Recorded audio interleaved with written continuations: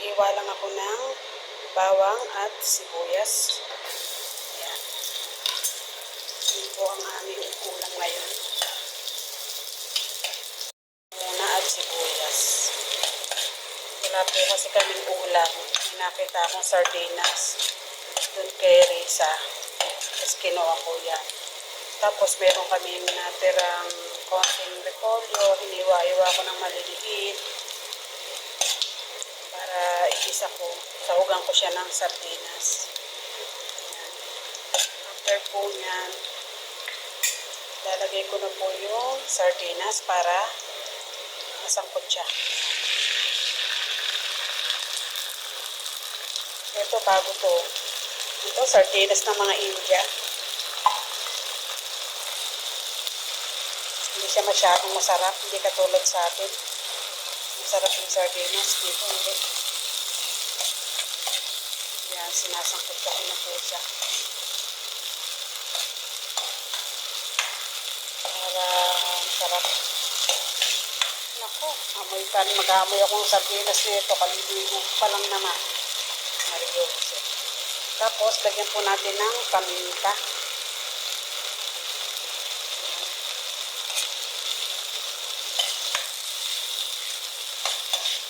Luto sa atin yan. Luto. Filipino food po yung ginagawa. Para meron po kaming ulam.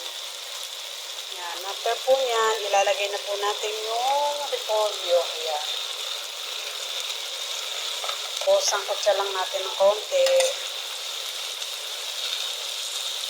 Simple lang po yung ulam. Ganito po sa abroad. Kahit ano pwede mo na lang kainin. Para lang wala yung gutom mo. Ganun. Yan. After po niyan, lalagyan po natin ng tubig. Takpan muna natin. Takpan muna natin. Konti, pinakuluan, buksan na natin. Ayan, ako natuyo na. Tapos, lagyan po natin siya ng sabaw.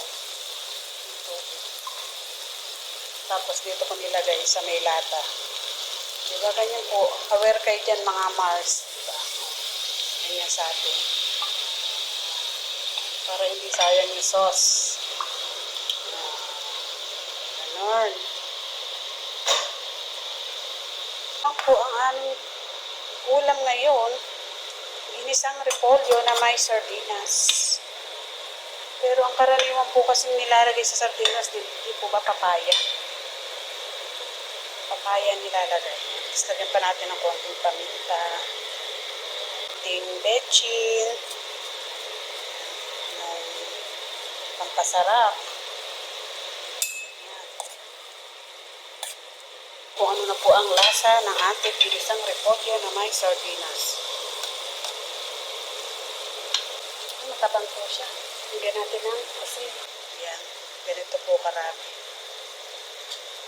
Po ang aming repolyo na may sahog na sardinas. Yan mga Mars. Luto na ang aming sardinas na may repolyo. Kakain na po kami. Pamaya-maya. Thank you for watching.